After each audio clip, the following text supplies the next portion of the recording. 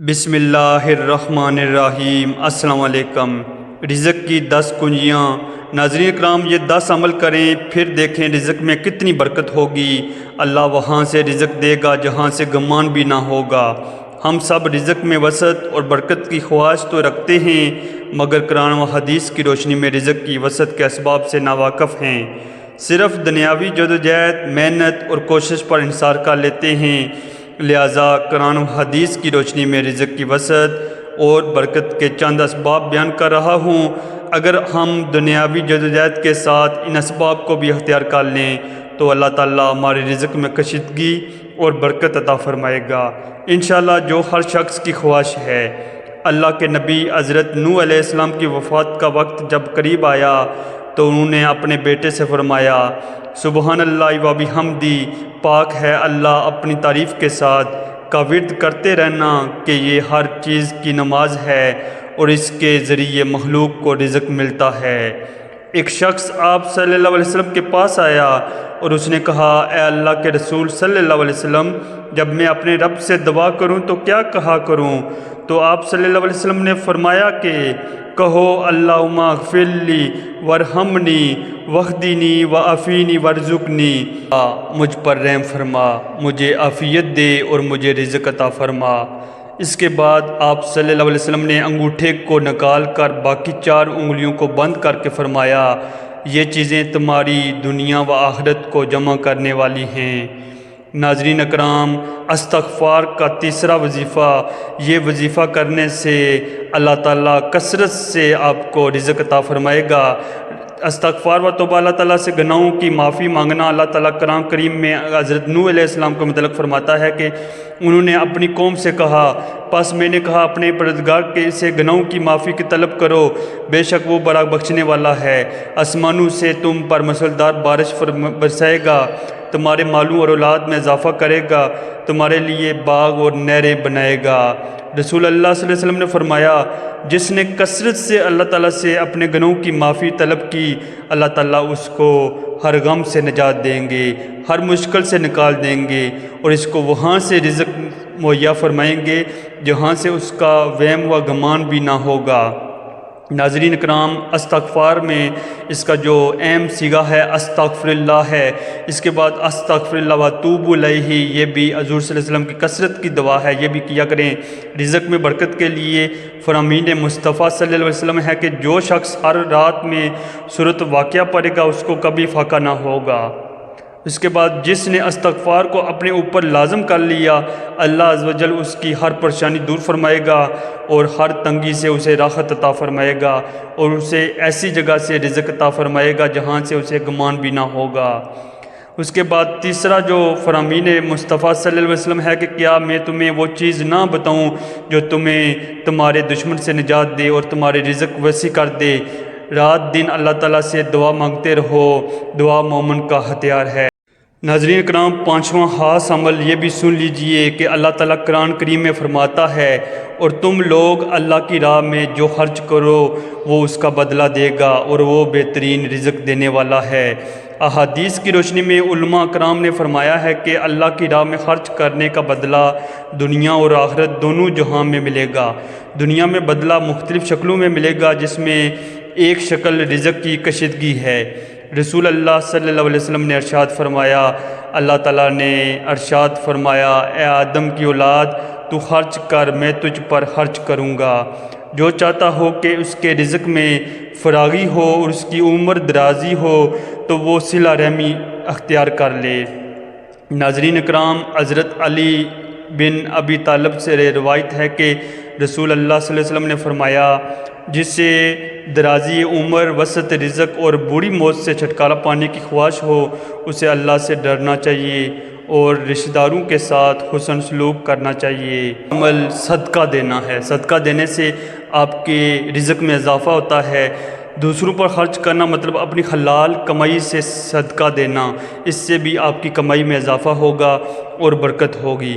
اگر تم 1 گنا خرچ کرو گے تو اللہ تعالیٰ تمہیں 2 گنا لوٹائے گا۔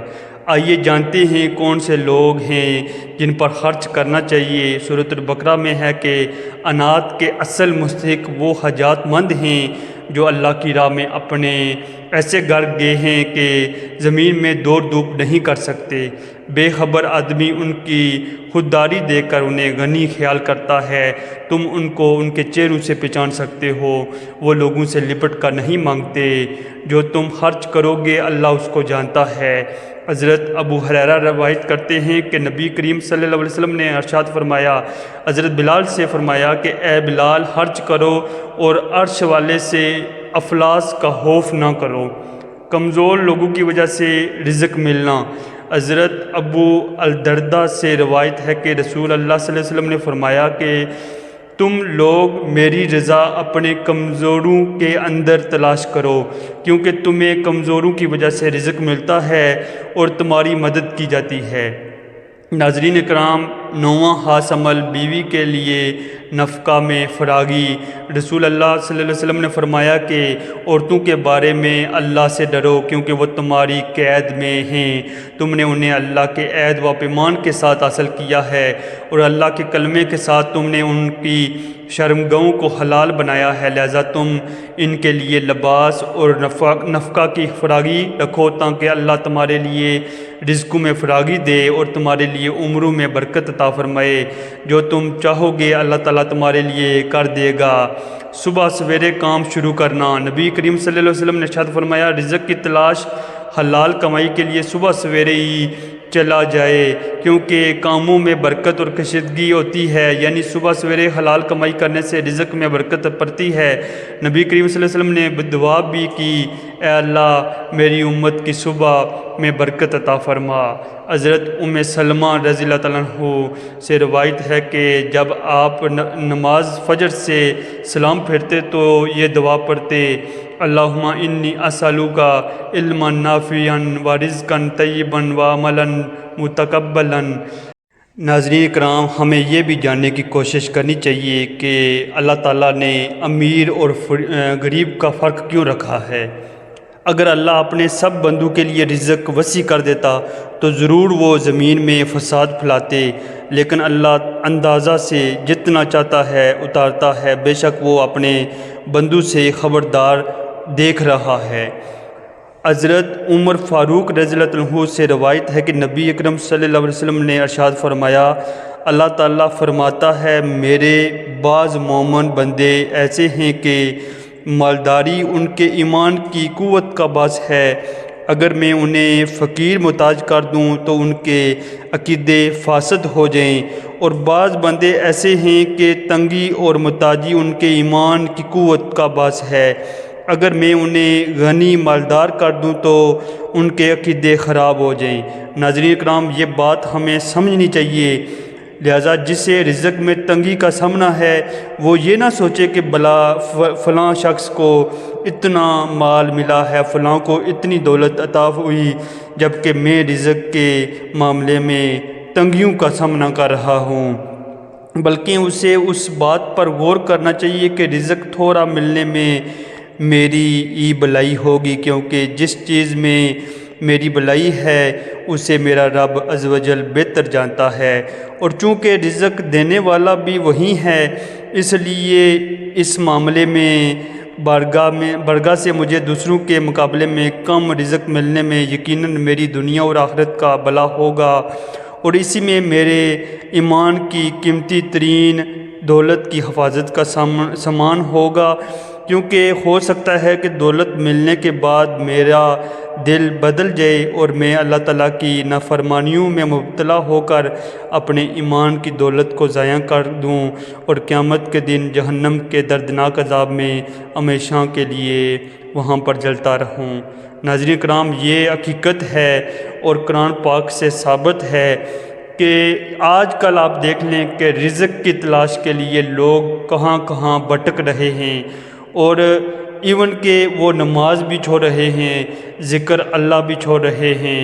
سب سے پہلے جو میں نے آپ کو ایک دعا سکھائی ہے، سبحان اللہ و بحمدہ، تو یہاں پر یہ ذکر اللہ ہے، سبحان اللہ اور الحمدللہ، یہ افضل دعا ہے۔